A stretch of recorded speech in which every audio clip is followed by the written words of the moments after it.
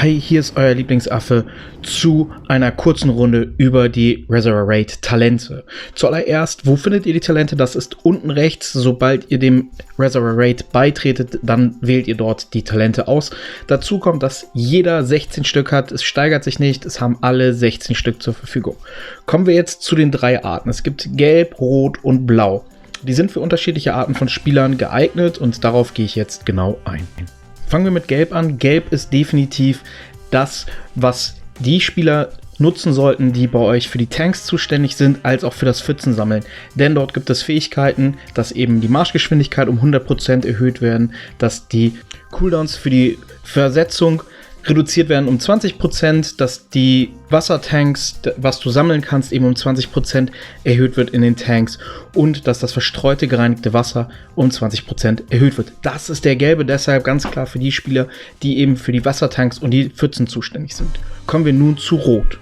Rot ist für die Garnisonslead und eure Rally-Leads wichtig. Dabei ist wichtig zu bedenken, dass ihr dort eben sogenanntes Attack Amplification und Defense Amplification bekommt.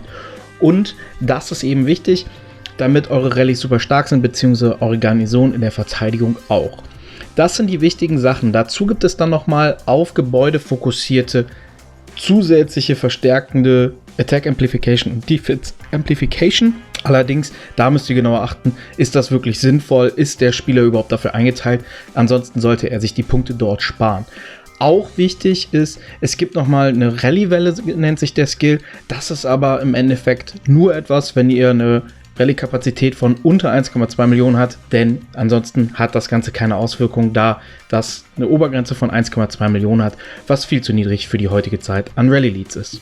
Kommen wir zu Blau. Blau ist eben für die Joiner. Und dort gibt es eben den konzertierten Angriff und die konzertierte Verteidigung. Und das ist 6-mal stapelbar und gibt jeweils 0,25 auf die Attack Amplification und Defense Amplification, also Angriffsverstärkung und Verteidigungsverstärkung.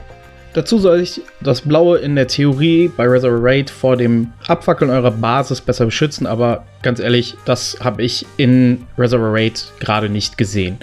Aber was da nochmal ganz wichtig ist, es gibt noch das Talent schneller Vormarsch, das im blauen Bereich ist und das sorgt eben dafür, wenn ihr euch einer Rallye anschließt, erhöht sich die Geschwindigkeit, mit der ihr der Rallye beitretet, um 50%. Die anderen Skills im blauen wie Mauerverstärkung, verstärkte Verteidigung, als auch konvergierende Stärke sind im Endeffekt ausschließlich dazu da, euch zu verteidigen. Aber ganz ehrlich, das, was ich im Reservoir Raid dazu gesehen habe bisher, die Leute haben fast genauso schnell gebrannt. Zumindest, wenn man bei der Limitless-Generation ist. Und dementsprechend trotzdem blau für Joiner aufgrund der genannten Vorteile. Wir werden jetzt die nächsten Tage die Reports nochmal genauer analysieren und das beste Setup für Rally-Leads, für die Pfützen und Tanks zusammenstellen, als auch für die Joiner. Schreibt mir gerne in die Kommentare, was eure Erfahrung von den Talenten ist.